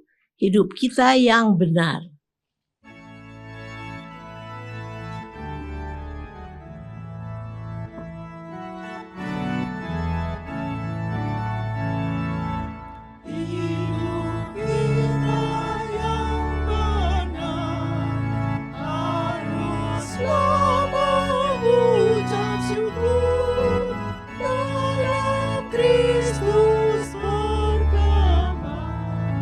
Janganlah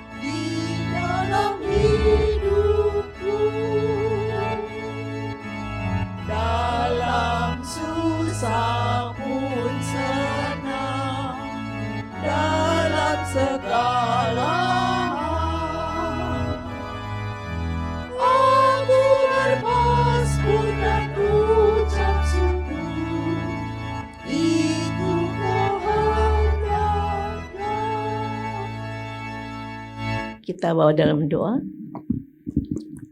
Bapa kami yang surga, kami bersyukur untuk berkat-berkat yang Tuhan berikan kepada kami. Tuhan sudah memberikan kami kecukupan hari lepas hari. Inilah sebagai ungkapan syukur kami bawa persembahan yang berasal daripada-Mu saja. Berkati persembahan ini Tuhan untuk kemajuan dari pekerjaan Tuhan di gereja kami. Dalam nama Yesus kami alaskan doa ini. Amin.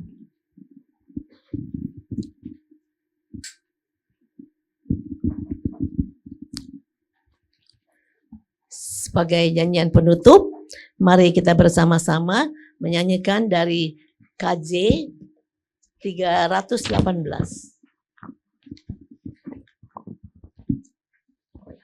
Maaf, berdiri Bapak Ibu.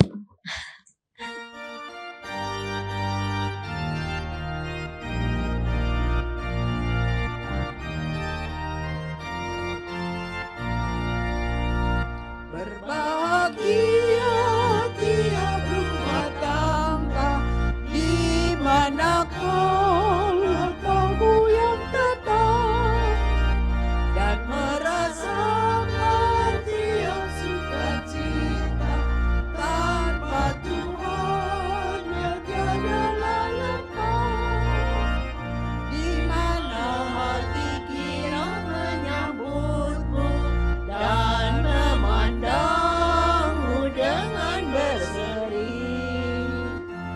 Tiap anggota menanti sabdamu dan taat akan firman yang kau beri.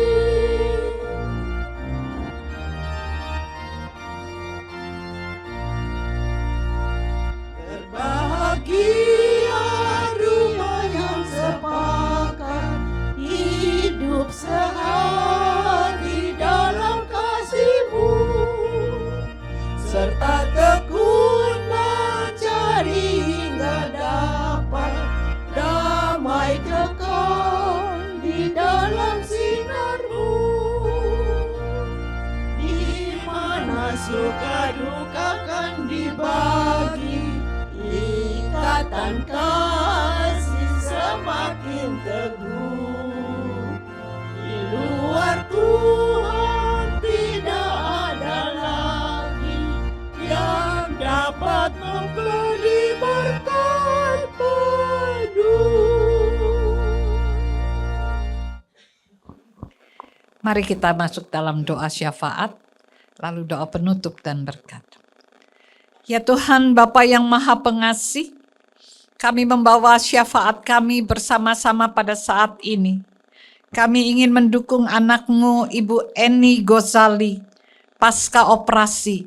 Kiranya pemulihannya berjalan dengan sempurna oleh karena tangan Tuhan yang terus memelihara, melindungi dan memulihkan. Berkati obat-obatan yang diminum, berkati juga ya Tuhan setiap alat yang dipakai untuk membantu proses pemulihan anak-Mu ini. Berkati keluarga yang mendampingi, supaya Ibu Eni Gozali merasa dikuatkan oleh pendampingan keluarga, oleh keyakinan bahwa Tuhan hadir di tengah-tengah seluruh apa yang sedang dijalani anak-Mu. Ya Tuhan, kami menyerahkan Ibu Eni Gozali ke dalam tangan perlindungan Tuhan. Kami juga berdoa untuk kesehatan para pengurus dan seluruh jemaat Usinda beserta keluarga.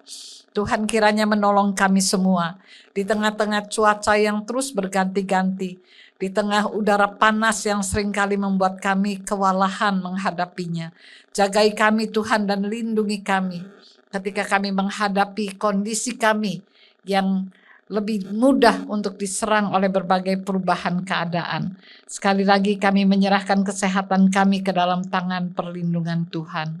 Kami berdoa untuk program kerja Usinda yang telah direncanakan. Biarlah semuanya berjalan sesuai dengan rencana. Dan apa yang diprogramkan bisa menjadi berkat untuk Usinda di tempat ini.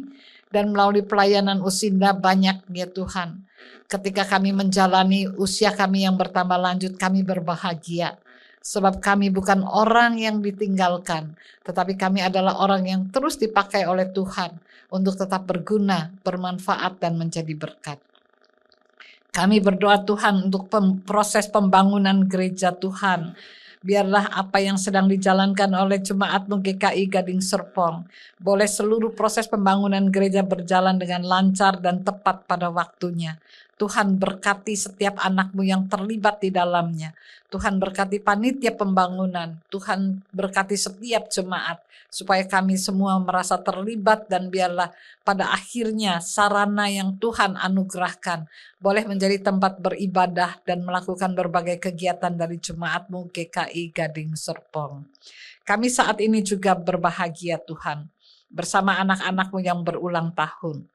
Ibu Anita Purwanti, Bapak Irawan Rudianto, Ibu Linda Wimaruta pada tanggal 3 Oktober 2024. Juga Ibu Syanti pada tanggal 4 Oktober 2024. Dan Ibu Tung Lianio pada tanggal 7 Oktober 2024. Setiap pertambahan tahun itu adalah anugerah Tuhan, kesempatan yang Tuhan berikan.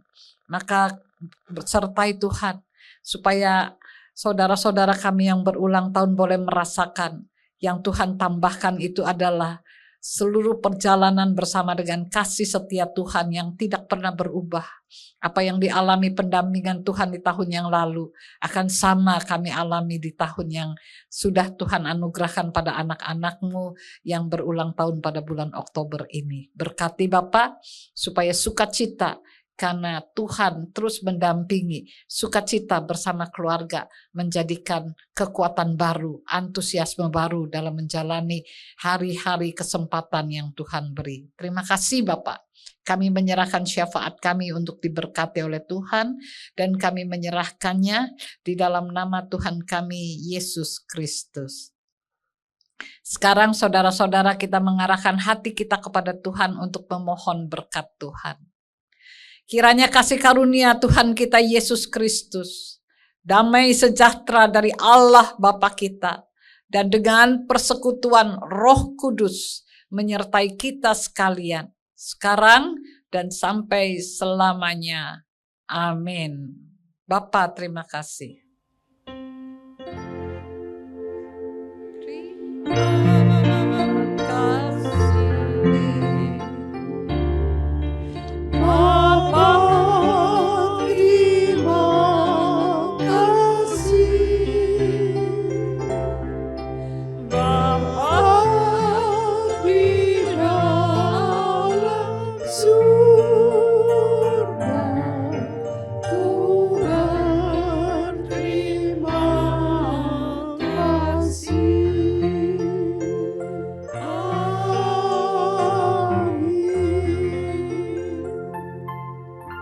Silakan duduk, masuki saat teduh.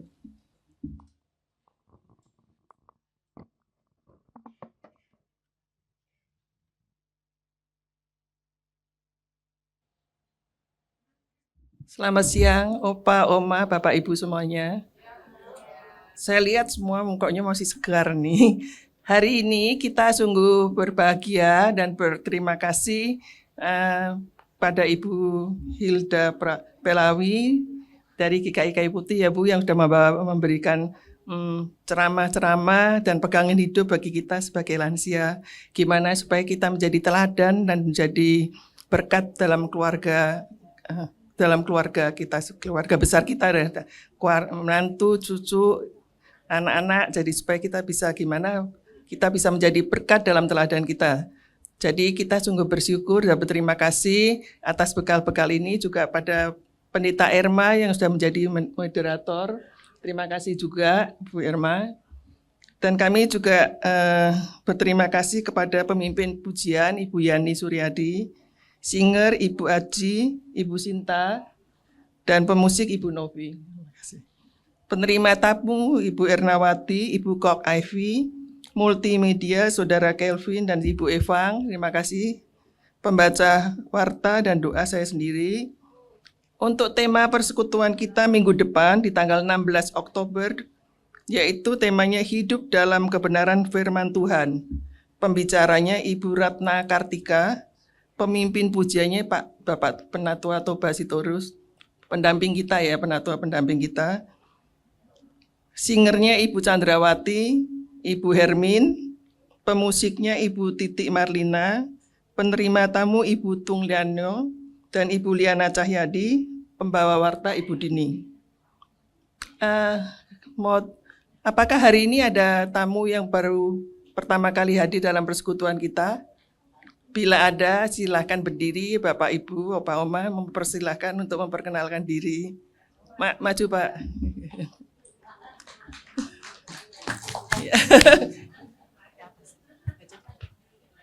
Oh, ya udah, silakan, Pak. Silakan. Nama saya sih Petrus Tanuwijaya. Saya dari anak ketiga dari Mama Hialiat ya. Terus saya kakak ipar dari Ibu Yana. Oh, kakak ipar Ibu Yana. Ya. Oh, berarti kakaknya Pak Yohanes. Iya betul. Oh, adiknya. Adiknya. Iya. Terima kasih, Pak. Ya, masih. Tinggal di sini atau di mana, Pak? Oh ya belum. Tinggal saya sama Mama di Blok Kelapa Puan 16, Blok AG 12/5. Oh ya. Nanti minggu depan datang lagi ya, Ya, Pak. masih. Pak, silakan Pak, kita mau nyanyi.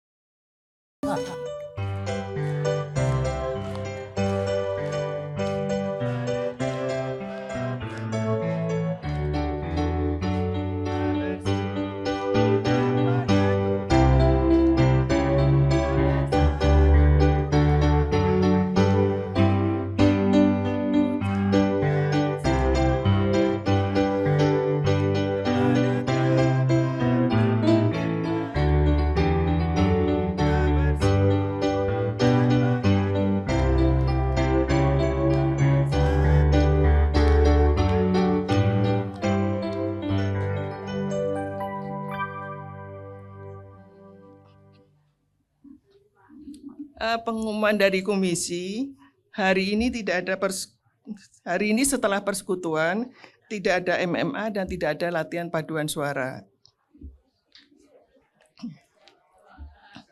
Senang ya? Tanggal 11 Oktober, hari Jumat, ada latihan angklung di GK pukul 10 pagi. Hari Jumat tidak ada kegiatan melukis, sebab kegiatan melukis ada di minggu pertama dan minggu ketiga setiap bulan. Pak Hendro gurunya. Nanti jadi Bapak Ibu yang mau mengikuti kegiatan melukis, minggu Jumat, minggu pertama dan ketiga, dipersilakan datang. Pengumuman selanjutnya, Bapak, Ibu, Opa, Oma, kita kan dalam rangka Pekan Keluarga, maka untuk nanti di tanggal 23 Oktober kita akan melakukan kegiatan lagi. Bapak, Ibu, semua dipersilakan membawa foto. Foto kira-kira besarnya ukurannya minimal 8x8 atau satu postcard juga boleh. Seperti ini ya. Kenapa? Foto keluarga.